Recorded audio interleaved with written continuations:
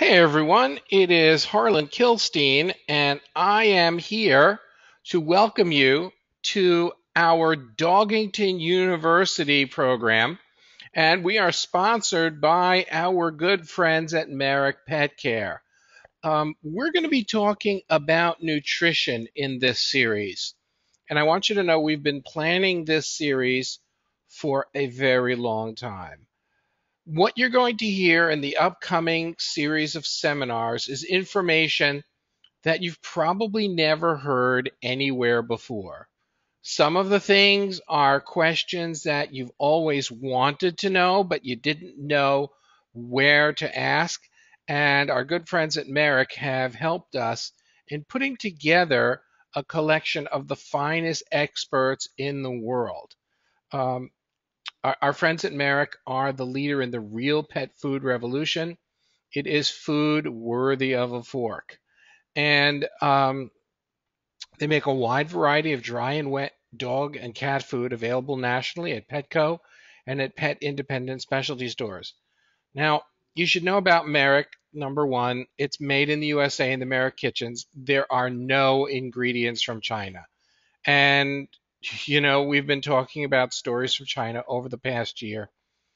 The situation there, unfortunately, is a disaster. And the FDA, unfortunately, is just beginning to wake up and say, is something wrong? So it's a real cause for concern. The number one ingredient is always deboned meat, fish, or poultry. It's fresh, it's regionally sourced ingredients, and sourced ingredients means not where it's made, like where it's cooked, but where the ingredients come from. And that's really important. I want you to learn to ask the question, not where it's made, but where's it sourced. It has no corn, wheat, or soy byproducts. Now, Merrick is continuing the tradition that one lucky participant will receive a free voucher for a 25-pound bag of grain-free real Texas beef dry dog food. It's a $60 value, or for 2 cases of grain-free 96% meat canned recipes. That's a $65 value. Um, the person who is going to win that will be selected based on the first answer to a question. The question will be based on the training today. Um, Now, Merrick knows about our friendship with National Mill Dog Rescue, and for every bag or 2 cases that they give to us, they will do the same to our good friends at National Mill Dog Rescue. So we want to thank the good folks at Merrick. Now, today we're going to be talking about a topic that is near and dear to my little Pomeranian's heart, and that is, and maybe your dog as well, it has to do with the use of food in training. Um, Frankly, my dog believes that she's supposed to be rewarded for everything in the world, even breathing. So, with us today is our good friend Steve Reid. He's the owner of SR Dog Training. He created his mission of changing the world for dogs after volunteering with his local humane society, and he discovered a really deep desire to help those shelter dogs. His background in education enables him to re-educate both owner and dog, and today he's going to address us using food in training and how to prevent and improve behavior issues. So let me switch things over to Steve and cross your paws and hope that this goes well. Okay, great. Thank you, Harlan. I hope that's the screen's up there for us. I just want to start off by thanking the Dogington Post and Merrick Pet Care and all of those attendants here this evening for tuning in. This is a great opportunity for presenters like myself to hopefully bring some useful information to those listening, and I'm looking forward to this opportunity. Like Harlan said, he gave you a little bit of background about myself. I have a background in education. I have a master's degree in physical education, sports pedagogy. Really how this all started for myself was I began volunteering at my local humane society. and I came across so many great dogs that really got me wondering how they even ended up in a shelter. You could see them living and residing in a home with a family so easily, and I really wanted to learn more and be able to try to help those dogs. So as a result, I began educating myself on the U.S. shelter system and various training styles in the dog training industry. And I was really very telling what I've learned from the U.S. shelter system and the variety of training methods. And it's just fostered my passion for wanting to help owners and help dogs and lead me to my mission of wanting to change the world for dogs and make it a better place overall.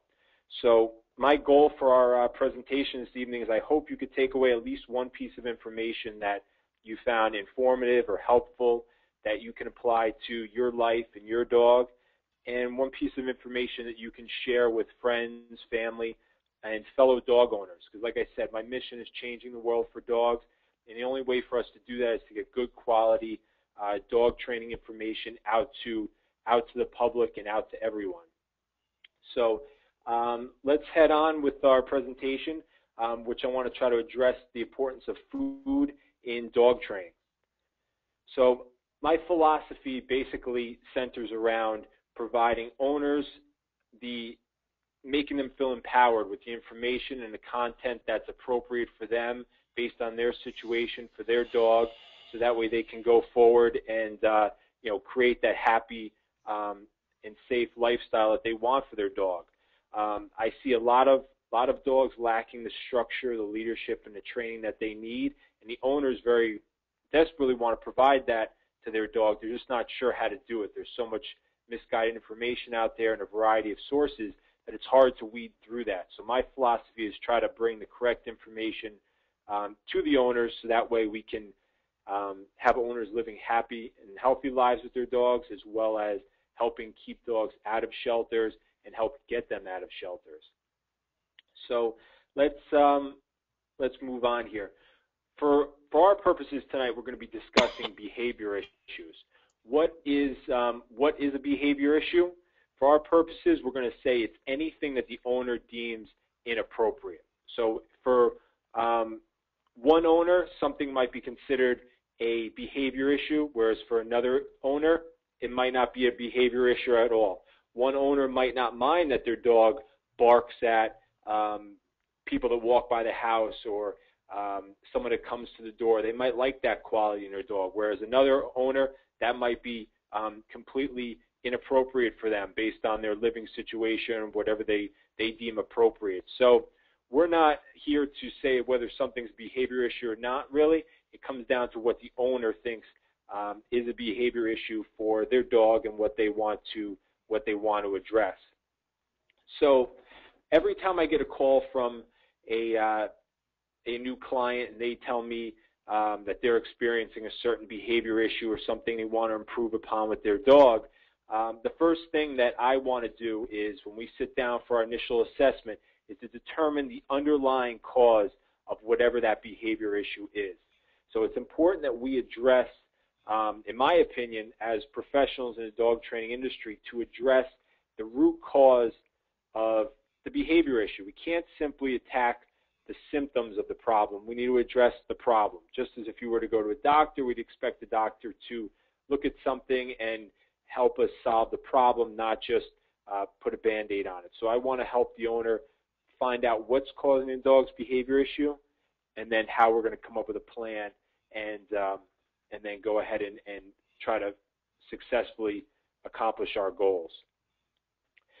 Whatever, based on the assessment, whatever the underlying cause is, we're going to come up with a plan, formulate it, and then look to carry it out. And just like anything in our life, it takes consistency. So there needs to be consistent application. So if you're going to teach your dog certain levels of obedience, could be beginner through advanced off-leash obedience, that's going to require consistent practice on your part, consistent practice for your dog. And same thing if we're looking to prevent or improve a behavior issue. It needs to be done consistently.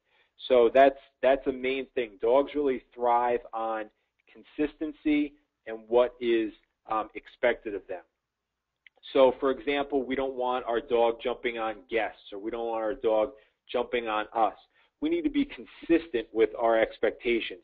We can't come in from the yard on a weekend working outside in the garden and we have our older clothes on and say it's okay for our dog to jump on us, and then we come home on a Wednesday night from work at 6 o'clock and we're in our suit and our dog comes to greet us and jumps on us. We can't get mad at the dog and say, I don't want this dog jumping on me now. Our dog can't decipher between when it's acceptable and when it's not, purely on our schedule or on our attire. So whatever we lay as being the groundwork for our dog to follow, we need to stay consistent with that and carry it out. It's, number one, fair to the dog, but also to us. We don't set ourselves up for frustration and a sense of failing on our part. So that's important that we're consistent and troubleshoot what the underlying cause of our dog's problem or behavior issue is. All right, so now let's talk a little bit about preventing behavior issues. In my opinion, it's always best to be proactive and look to prevent an issue rather than having to go back and be reactive and try to improve upon the situation that we're facing.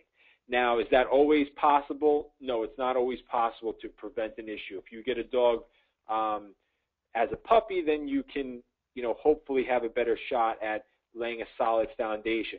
Same with adopting a dog from a shelter.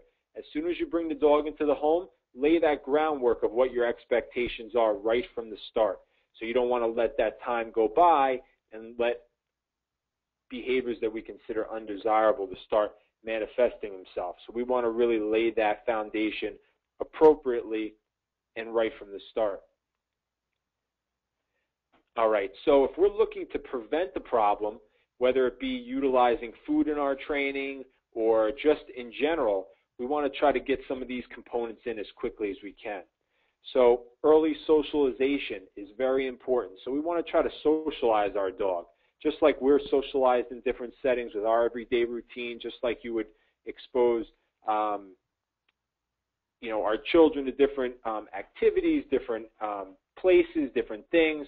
We want to socialize our dog. So we want our dog to be socialized with people, with other animals, with other dogs, specifically cats, whatever they're going to be living with. So that way it's not a new and scary situation when they come across something they're unfamiliar with. We want to get that proper socialization in place. Proper training, which consists of proper training techniques, is really important because unfortunately I see a lot of owners that come to me have worked with other trainers in different settings, and either they were told misinformation, the dog's reactive as a result to certain things or has bad experiences. We want to make sure we're using safe and effective training techniques that are going to set ourselves up for success as well as our dog. We want to also positively condition our dog to different stimuli. So this is where food comes into place, particularly as a useful tool in preventing issues. Most dogs, a lot of dogs are food motivated. It's just natural. It's instinct to them. They like food, and we can use that to our advantage. So what I really want you to understand here tonight when we're talking about food and how it applies to behavior issues, it's just a component. Food is not the, it's just a means to an end. It's not the end. It's not going to be able to cure everything.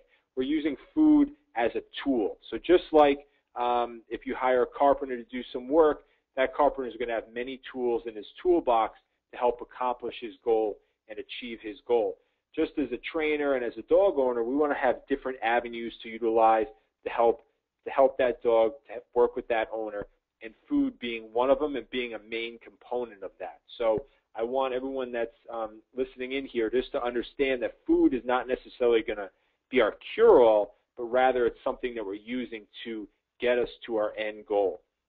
And that's really important because unfortunately I hear a lot of people, even a lot of trainers saying that, well, there's nothing we can do. It's sort of a lost cause because we weren't able to solve our problems simply using food. That's not always the case, and I think that's doing a lot of dogs a lot of disservice. One of the last things here that we want to try to do is we want to set consistent structure and leadership. So we want our dog to feel like we as the owner are in control of the situation, that we're leading their life in such a way that they can sort of take a back seat and just follow along, feel safe and secure with what we're doing. So that way they don't have to become reactive and feel like they have to be assertive in the situation. So these are some main components that we want to be cognizant of in order to prevent certain behavior issues from arising. Unfortunately, in this country, we see nearly 8 million companion animals entering U.S. shelters each year. And even worse statistic is that nearly 4 million of those won't make it out into the arms of a loving family. So that is, in my opinion, a very tragic statistic for the country that we live in, that we are seeing these many animals entering shelters and unfortunately not making it out into the homes that they deserve to be in. And I think a lot of it can be prevented simply through proper training. Basic concepts that just applied consistently can make a world of a difference.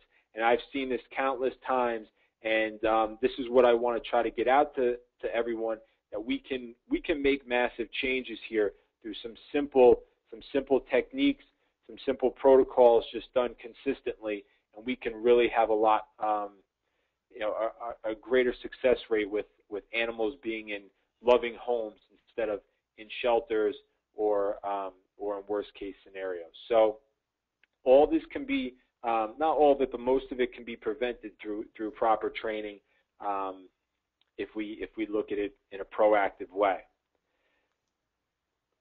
Okay, so let's start off with diet. Diet being a major component to our dog's life. Most dogs are fed twice a day. That gives us 730 opportunities each year to impact the health and behavior of our dog. Most of us just take it for granted. We put a couple scoops of dog food or open a can of dog food and put it on the floor and let our dog eat. Don't really think about it. But really, that can be the farthest thing from the truth. The diet, just like our diet affects us, if we eat junk food consistently, it affects our mood, it affects our health. The same is true for our dogs. So you're having 730 opportunities every year. That's going to happen no matter what. You have to feed your dog. You might as well feed them a good product that will improve their health and, in most cases, their behavior. So what do I mean by that? I mean feeding a good quality product that is going to help set us up for success as well as our dog. Now, one thing I want to touch on here with diet is I believe that our dogs should be fed on a predictable schedule. So in most cases, unless your vet advises otherwise, would be feeding your dog twice a day, typically an AM or a PM feeding. Like I said, depending on unless your dog has a certain health need, you would feed twice a day. Now that predictable schedule is really helpful in a lot of aspects without going into a whole lot of detail here. It can help with housebreaking by setting up a predictable schedule, helps sort of set you up in a leadership role that you're the one providing food for our dog. Whereas free feeding the dog and they have access to it all day and just come along and graze at the food, that's not, in my opinion, desirable for what we want to do for our dog. So diet being a main component here. What are we feeding our dog, and is it lending to behavior problems or health issues, longevity, things like that? All right, so what should we be looking for in a food? That's like Harlan mentioned earlier on, we're seeing so many tragic stories of issues with food coming from other countries, all of these recalls, things like that. It's a tragedy because we feel like we can trust these companies, and we should be able to, but we're seeing a lot of issues. So we want to be proactive in our knowledge and help find what's best for our dog. So one of the first things I look for is a grain-free product that's free of wheat and things that are not necessarily natural that our dog would find in the diet in the wild. So a good grain-free product is, in my opinion, one of the first things to look for. And a lot of companies, Merrick being one, there are others that I know of that have good products that are grain-free. They're clearly labeled now. It's becoming a bigger thing. So you can look for a grain-free product and find that relatively easily just by looking at the label. Another thing that I think is paramount is a product that is made in the USA. So that's going to help hopefully improve the quality standards of the dog food. You could find something with better ingredients in it and sort of trust it a little bit more and be reassured. So I like to look for a product that is made in the USA with products from the USA.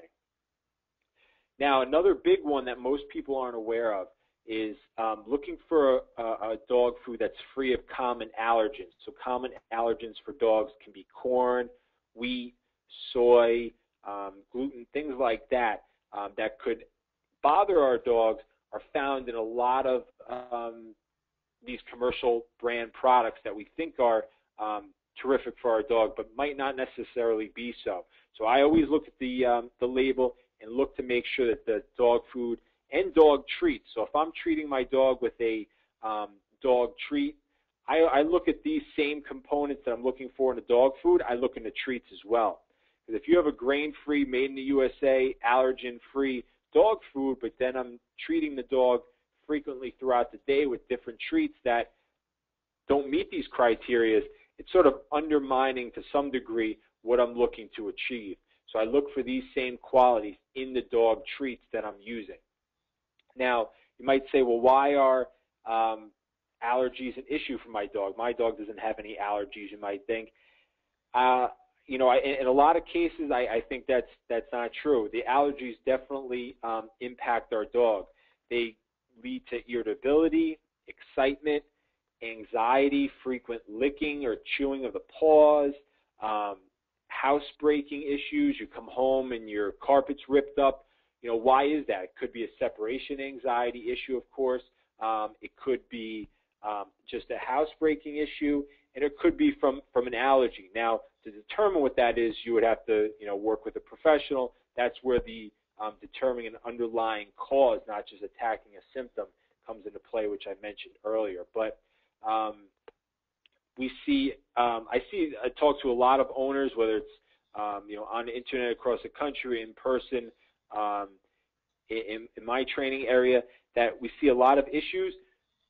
Part of my four-phase system with my SR dog training system, one of it being diet is a main component. So by addressing this, getting the owner and the dog on the same page with a good quality diet, I see a lot of these allergy issues improve, and they improve pretty quickly. So this is one thing that we can look to do right from the start, is get your dog on a good quality dog food. So look into that on your own and refer to your veterinarian to make sure that it's appropriate for you and your dog, to make sure it's something that you should be doing.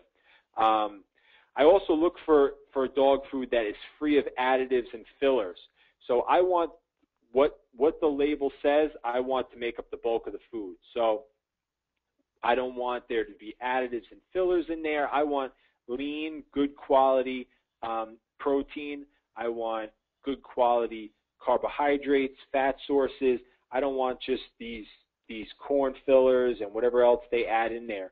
Not only can that cause allergies, that can lead to problems with housebreaking issues and a whole different host of issues. So I look for the purest, finest product I can, so that way I feel reassured that I'm giving my dog their best shot behavior-wise as well as health-wise. Now, it's important for me, the owner, or in my case, the trainer, to be versed in reading a nutrition label. Just like we want to read the label on you know, the foods we eat, we want to be cognizant of what's in there. We should be aware of what's in our dog's food. And reading the nutrition label is really important. Now, it can be a little tricky because, you know, companies are looking to to market their product accordingly. So we want to be able to try to read between the lines and figure out what's really in the food. So if you go to my website, I have an article on that that goes a little bit more in depth, talking about how to read a dog food label and to sort of see, are we getting what we want to be feeding our dog? But you want to look for quality ingredients.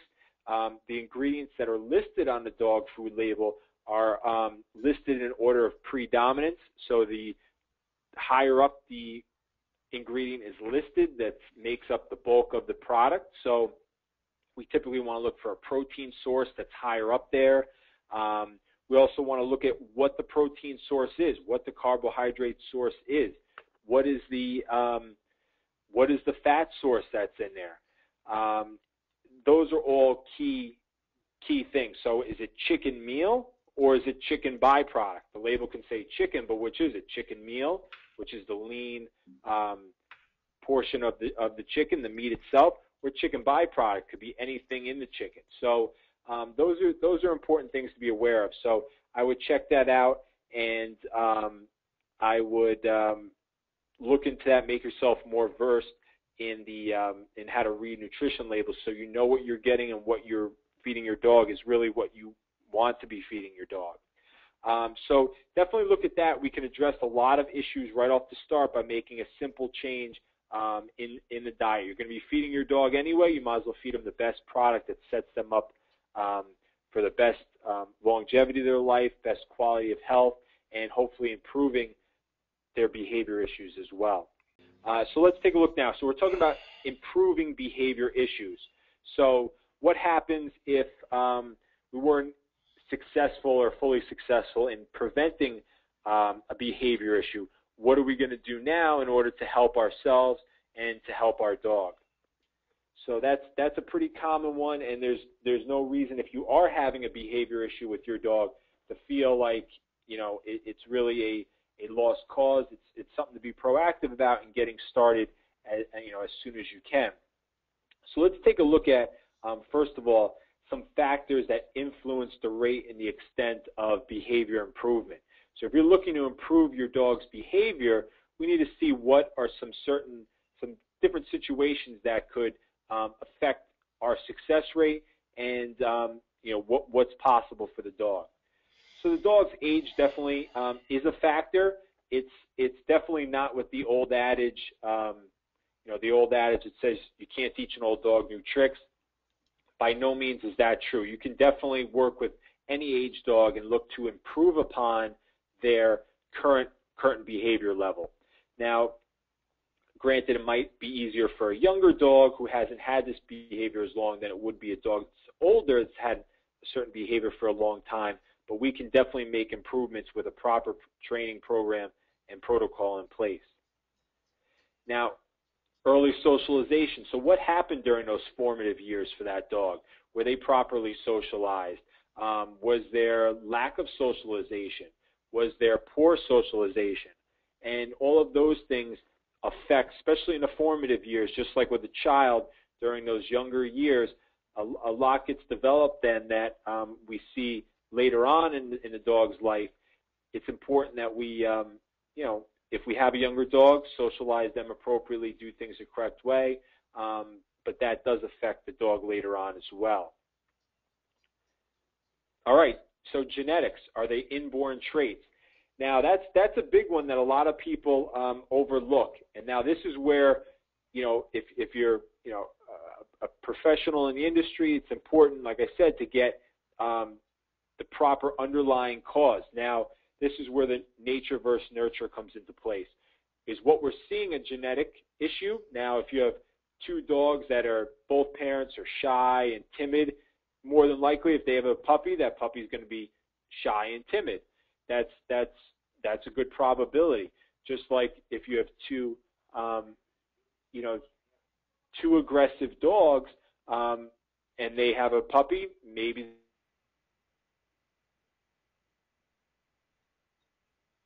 Steve, we just lost you.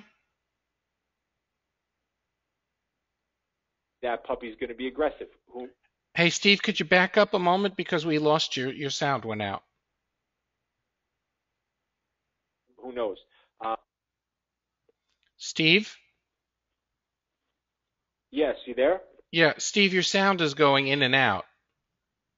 Oh, okay. Not So, sure why that would be. so could you back up a bit? Yeah, absolutely. Am I coming through clearly now? Yes, you are. Okay, all right, terrific. Okay, let me take a step back then. Not sure why that is. I'm sorry about that.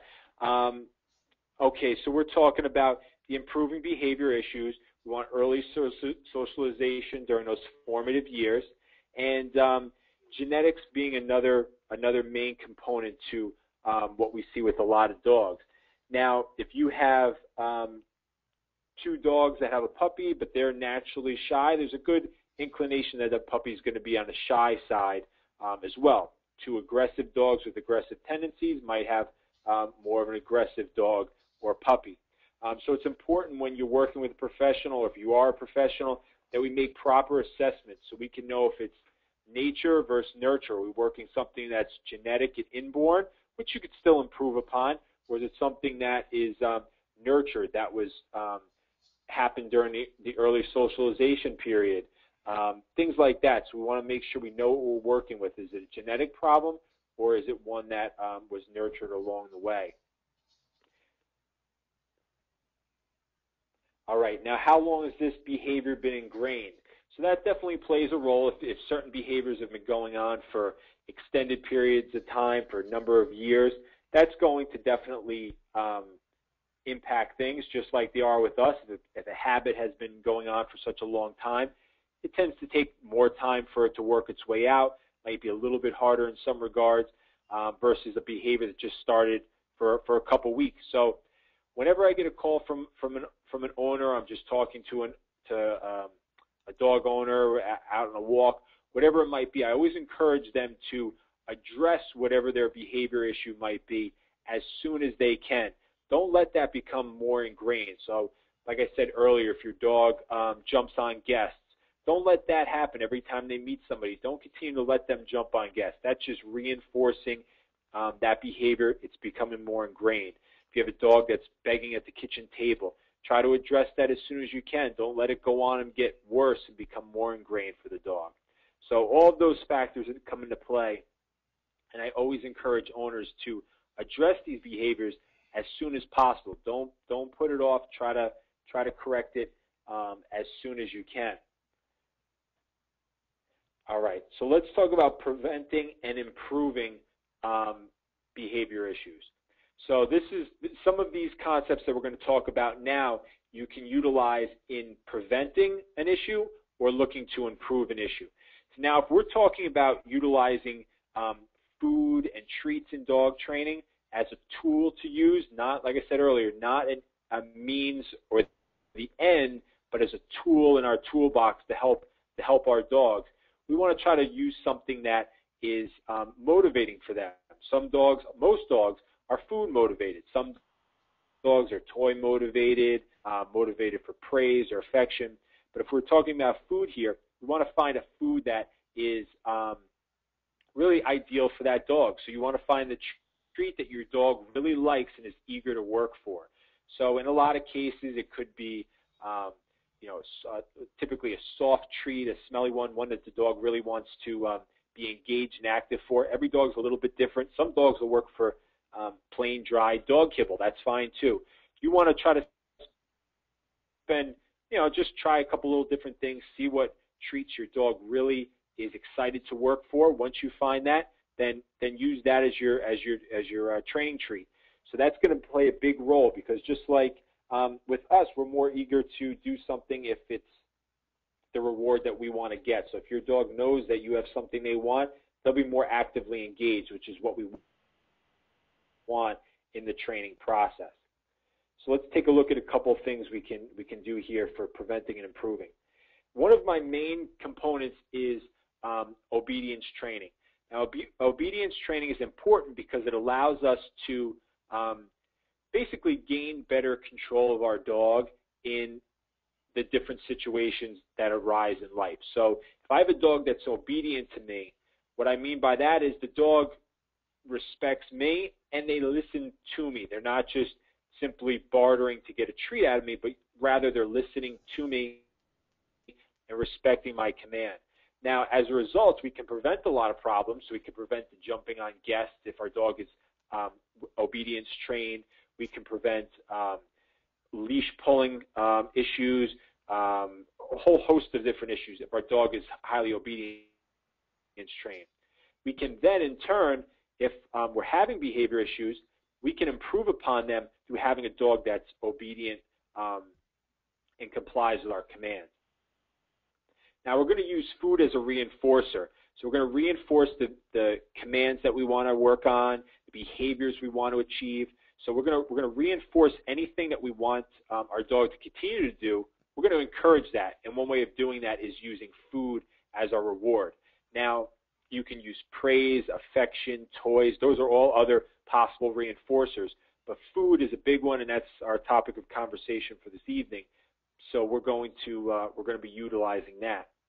Now, I like to use food in my training, particularly with obedience training, right from the start.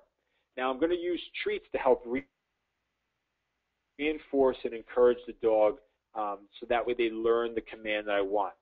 But over time, I'm going to look to fade those treats out to becoming purely a verbal command. So initially, I'm going to use my physical prompts, hand gestures, and food to teach the dog a sit, down, heel, place command, whatever it might be. Initially, I'm doing this so it's fun for the dog, it's fair to the dog not stressed, I'm not using forcive style train to force the dog into command. I'm teaching them in a way that's fun for them and fun for us, the owner or the trainer. That way they learn to command.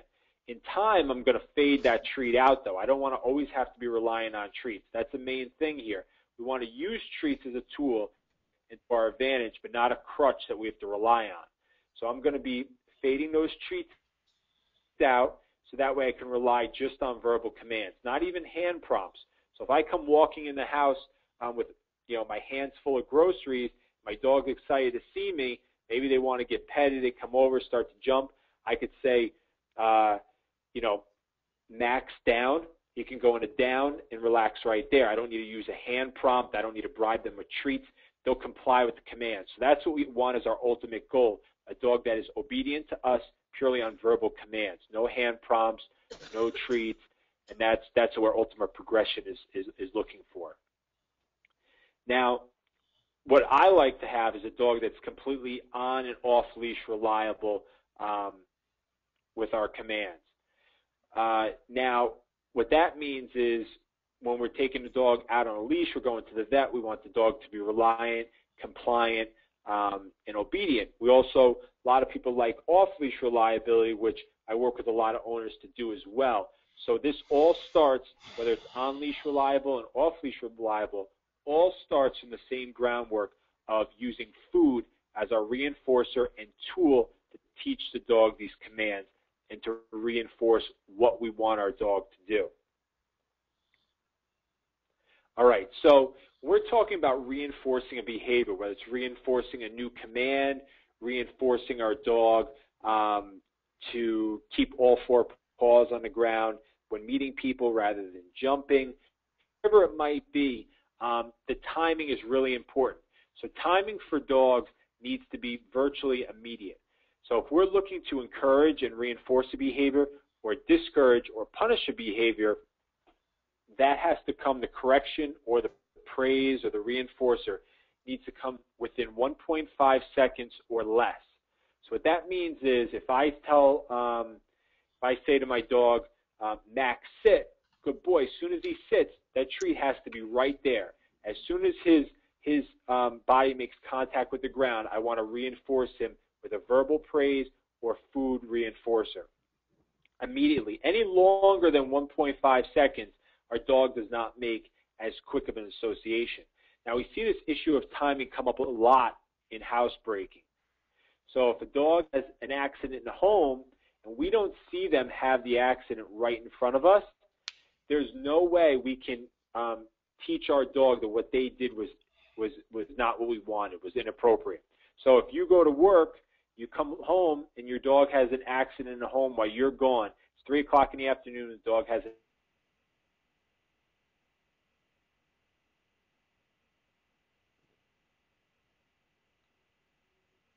an accident in the home. You don't come home from work until 6 o'clock or anything else like that would be inappropriate, unfair to the dog, and ineffective. So our dog's not able to make that association that their accident at 3 o'clock in the afternoon was leading to you being upset at 6 o'clock when you come in the door. They can't make that association. However, if you're in the home, the dog has an accident, and you're seeing them in the midst of having that accident, and you quickly scoop them up, take them outside, let them finish their business outside, that association they can make because it was immediate, it was acknowledged when the accident was happening. So that's a different story. We need to either reinforce or discourage a behavior within 1.5 seconds of that. So if you take your dog outside and you're housebreaking them and they go to the bathroom by the tree where you want them to, you want to immediately acknowledge that. So that could be through praise, saying, oh, good boy, good girl, petting the dog, or reinforcing that with a treat. So if I take the dog outside, they go to the bathroom in the spot I want them to, I want to have a treat in my pocket. Right away I can give the dog that bone, that treat, that kibble, and say, good boy, give it to him right away as soon as he finishes going to the bathroom. I don't want to wait and then take the dog all the way back up the yard, in the house, unleash him, go in the kitchen, cabinet, get the bone out, and then give him a treat 2.5 minutes later. He's not going to make the association that going to the bathroom outside by the tree was exactly what you wanted. So it's important that our timing is impeccable. Now, another thing here, Kong toys or any other similar toy like that are useful tools for us to implement. Once again, just another tool in our toolbox. I like to use it for as part of my separation anxiety plan. If you want to learn more about that, I'm not going to go into depth about separation anxiety plan here, but on my website, I have a link to that. On my YouTube page, I have a video on separation anxiety that goes into more detail. But you can prevent or improve, well, help to prevent or help to improve separation anxiety issues by keeping our dog occupied, mentally stimulated. A Kong toy is a great way to do that. That helps with housebreaking. When you go out, it keeps our dog busy. So a Kong toy, you can stuff that with peanut butter, different fillers. You could put a bone in there, whatever it might be. A Kong toy is a great tool to utilize, one that incorporates food. You can put treats in there, and that'll help keep the dog occupied to address separation anxiety, housebreaking, just keep your dog occupied when you're home, things like that. So it's a great tool, food-based tool for us to use. Another one is a treat ball. So they come in different varieties, different shapes, sizes. You can stuff them with kibble, different kinds of treats. What's great about them is a great outlet for our dog's mental stimulation. So there's two sources of energy that I think is critical for us to relieve in our dog. It's physical energy, so whether it be through play or a structured walk, and the operant word there is structured, not one where our dog is dragging us down the road and we're just trying to hang on for the ride. A structured walk that we're leading that's relaxing for us and the dog, that's great for physical exercise, but mental stimulation. Mental stimulation is important as well because just like our intellect needs to be worked, so does our dog.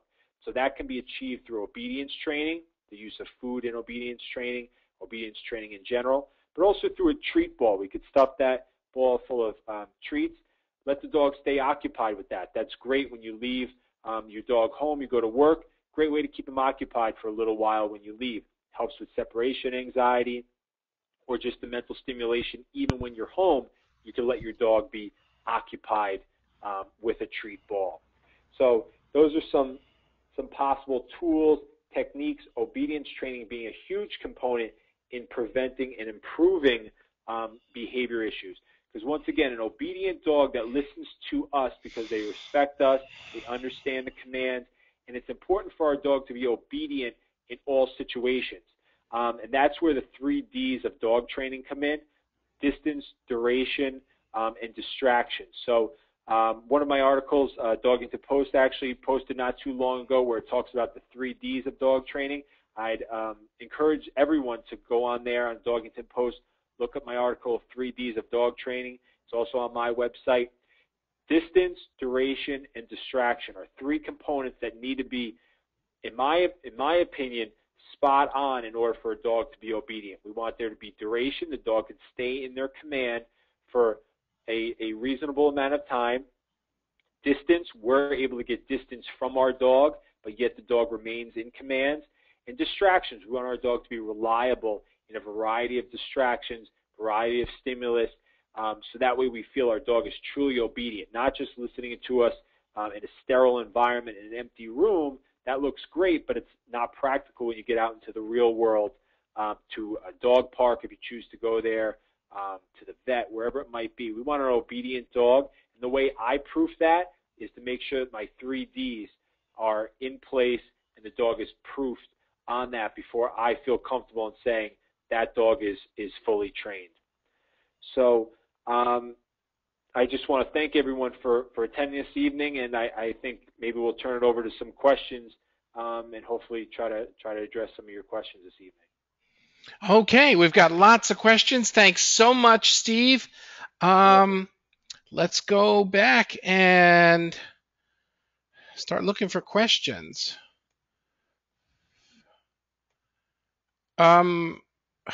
We have some questions that we're going to be covering on an upcoming seminar.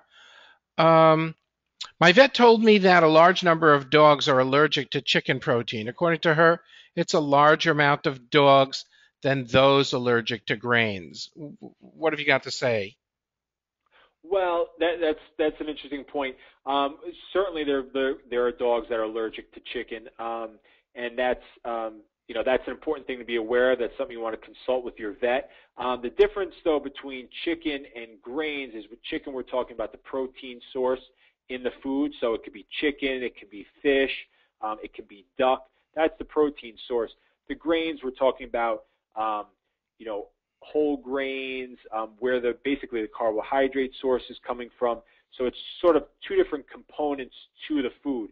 You can have a grain-free food that doesn't have the grains in it, but it's still obviously going to have the protein source, whether it's chicken, duck, fish, whatever it might be. So I personally, like I said, like to look for a grain-free product, and it's still going to have protein in it.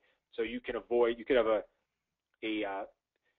fish-based grain-free product or a duck-based grain-free product. It doesn't have to be chicken-based grain-free product. But if your dog does have allergies, if you have questions specifically about the food for your dog, that would be something you want to speak to your vet about. But those are two different components in the food. So you could be grain-free, but yet still have a high-quality protein source.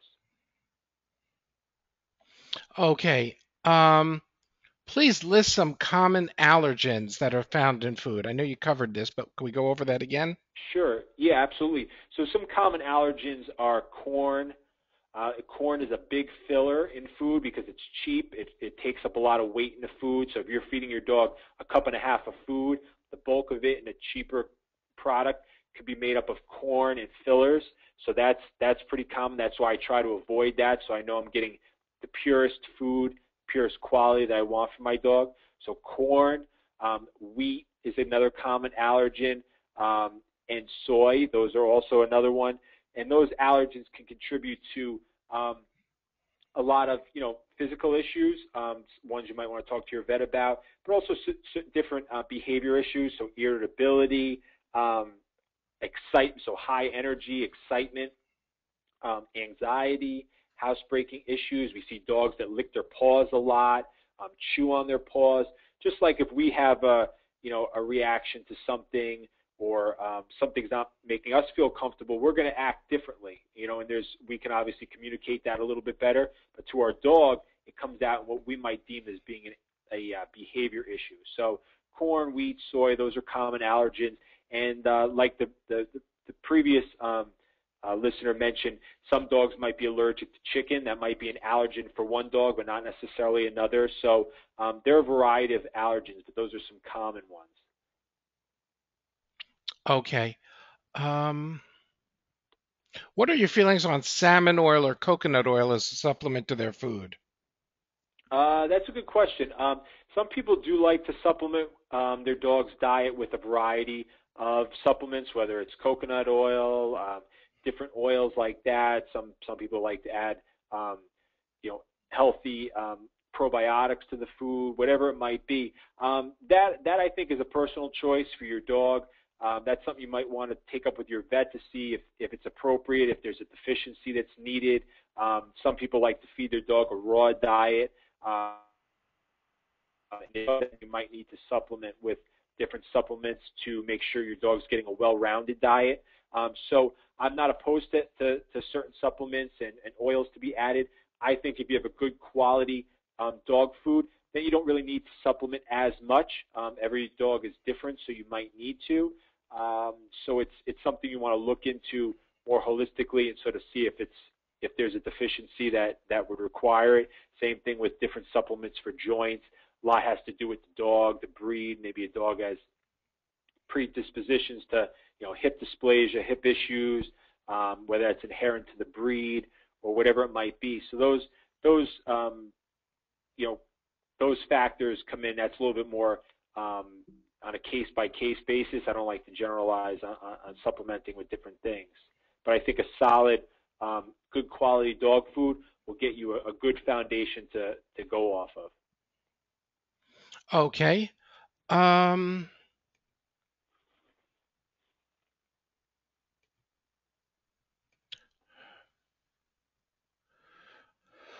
Okay. No matter how many times I've tried, I'm only able to get her to eat one meal of half the recommended amount a day.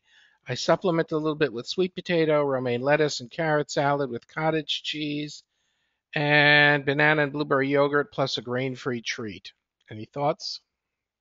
Well, that's interesting that you're only getting one solid meal in per day. My question would be, what's the portion size of that meal? Is it an appropriate size? I would assume it is. If you're putting this much thought into it, you're not feeding too much at that one meal where the dog's simply not hungry later in the day. I'd be cognizant of the number of snacks that I'm giving that dog during the day, so I make sure if I'm treating them for frequently throughout the day, then that just might be enough to satiate them for the day, and they don't need that second meal. I would look at that and make sure the dog's getting fed at mealtime, not too frequently for snacks during the day. Also talk to the vet, make sure there's not an underlying health condition. So, like I said earlier, we want to troubleshoot the problem, not just attack a symptom, dog's not eating, but why isn't the dog eating? Is there an underlying health issue that might be contributing to a decrease in appetite that's only causing them to eat one meal per day? So I would make sure I speak to the vet, maybe get a full veterinary checkup on that, make sure there's nothing going on there, and look at the number of treats we're feeding per day. And am I feeding too much food at the one meal that my dog's just not hungry later on? That might be also another possibility. But look into those factors first before make sure there's not some other reason why they're not eating their two meals.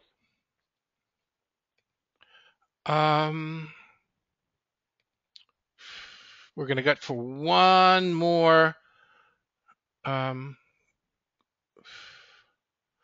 This one. Okay. My small rescue dog used to love plain bread. He used to beg for bread. Is it okay to give normal bread from time to time, even though we try to feed a grain-free diet? That's a great question. Well, I first want to commend you on choosing to adopt a dog from a rescue or a shelter. That's terrific. I always find it admirable when owners choose to adopt and save a life. So that's terrific. I think it's definitely okay to give everything in moderation. So you can definitely give small pieces of bread to the dog, but I wouldn't make it the bulk of their diet for the reasons I mentioned earlier. But it's okay to have things in moderation as long as it's not making up the predominant part of their diet. Okay. Thank you so much, Steve, for a great and informative webinar. And now it's the time for us to ask the question, and the first person to correctly answer a question will receive a free voucher for a 25-pound bag of Merrick's New Grain free real Texas beef dry dog food, or 2 cases of the grain-free 96% meat canned recipes. And they'll also donate the equivalent to our friends at National Mill Dog Rescue. You might want to follow Merrick on Twitter or Facebook. Check them out. You'll see why they're such good friends of ours. Um, so um, you can also, we're doing something that if you go to Merrick's Facebook page, I know that there are a lot of questions. If you go to Merrick's Facebook page, you see it at the bottom, facebook.com/Merrick Pet Care. You'll see that you can ask Steve questions. He'll be over there answering your questions right after the webinar. So head on over. Now we're going to be asking the question, and you can't answer the question until I finished asking. I know you guys already. So Steve mentioned a period of time for praising or reinforcing a behavior. What's, oh my God. Our first answer is Cheryl Freilich, 1.5 seconds. Absolutely correct. Absolutely correct. So you guys are fast. Oh, so many of you came in, but um, our first one, Cheryl Freilich. If you would please contact us at info@dogingtonpost.com, we will get your information over to Merrick.